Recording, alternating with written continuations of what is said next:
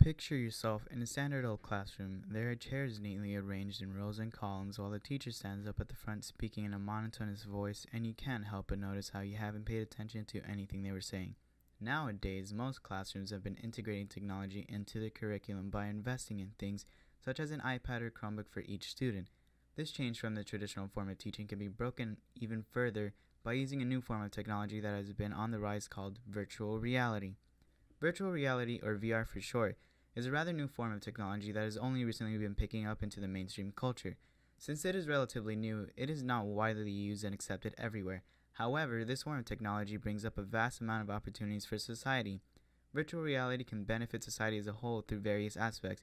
Most importantly, it'll revolutionize the way that students can be educated. This will transform society and help it advance further into the future by making the classroom a little bit more modern than the standard boring old one. Video games are normally made just for pure entertainment. However, there's a genre of video games that are simply put as serious games. The textbook Understanding Video Games by Simon and others define serious games as games intentionally created with the primary agenda other than entertainment. Educational games or edutainment focus on teaching the user skills that will help them learn a subject. In order to make games more effective and less boring, there needs to be something that makes it captivating for the student to want to continue using the game. This is where gamification in educational games is important. For clarification, gamification is defined as the act of inserting game mechanics into a product, site, or service to make it more engaging. Therefore, by making the virtual reality simulation more engaging, students will be more likely to actually try actively using their product and will be immersed into this experience. Because of this, the student will like to learn from this and feel the need to continue doing such activities that are fun yet educational. As you can see here, students are playing Minecraft in a school environment. Learning from educational video games opens up many learning opportunities for students. Instead of learning from a textbook or the traditional way of teaching, students can be immersed in a virtual world that can show them basically anything. The scholarly article titled Combining Software Games with Education, Evaluation of its Educational Effectiveness by Maria Verval and others talks about how educational games show some true benefits. In the article, they say, and I quote, Papert notes that software games teach children that some forms of learning are fast-paced, immensely compelling, and rewarding, whereas by comparison, school strikes many young people as slow and boring. Boyle points out that games can produce engagement and delight in learning. They thus offer a powerful format for educational environments, end quote. They even developed their own VR game called VR Engage that's supposed to teach students geography, and they say, and I quote, VR Engage aims at increasing students' engagement by providing a popular and motivating virtual reality environment. In this way, it aims at being more effective in teaching students than other educational software and traditional media of education, end quote. In addition to all of this, they show a chart that clearly shows a positive change in comparison between standard learning and VR learning.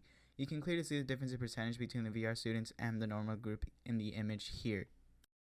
The article, titled Systematic Review of Serious Games for Medical Education and Surgical Skills Training, names a couple of games that used VR, such as Cave, which was developed by the Electronic Visualization Laboratory, and Project Touch by the Center for Telehealth.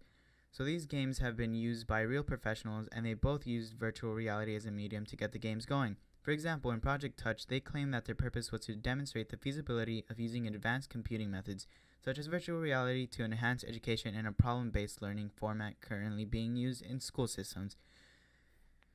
There are some private companies that are developing games for higher education. For example, Labster made a laboratory simulator to help teach students interested in majoring in STEM majors. On their website, they claim to use gamification elements such as an immersive 3D universe and storytelling and a scoring system to stimulate students' natural curiosity and highlight the connection between science and the real world.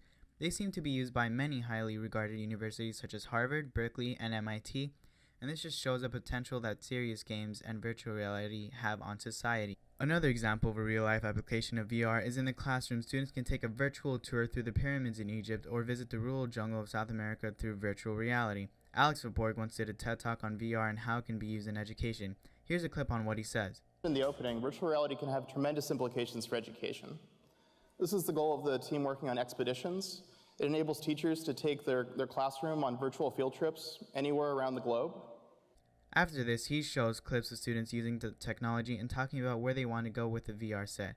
With this technology, there's so much potential on what we can do with it. Using it for education would be one of the smartest things we can do, and it'll benefit society as a whole because of how it'll completely change the way students learn, and it will inspire them to keep wanting to learn because they'll be more engaged.